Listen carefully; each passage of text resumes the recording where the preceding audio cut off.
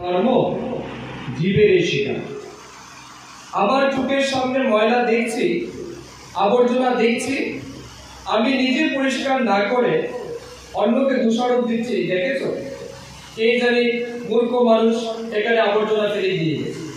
এই মানসিকতা আমাদের পরিবর্তন দরকার। অর্থাৎ আমি যা চাইব আমি নিজে যেন তা করি, এই মানসিকতা আমাদের প্রত্যেকের মধ্যে ডেভেলপ করতে হবে। সংস্কৃতে একটা প্রবাদ আছে, নীতিশাস্ত্র বলে, উদ্যমেন বিনা নো রাজন নো সিদ্ধন্তি কার্যানি জাতরা হি জল্পন্তি যদ্বিয়ং তদ্ভবিষ্যতি। এই সংস্কৃত শ্লোকটার অর্থ হচ্ছে এরকম, কোন রকমের প্রচেষ্টা ব্যতীত এই জগতে কখনো কোনো ভালো কাজ বা সফলতা আশা করা যায় না।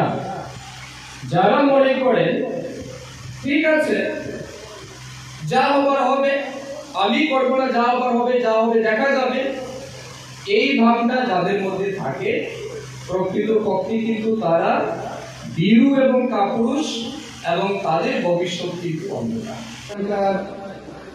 কটিগড় গ্রাম পঞ্চায়েতের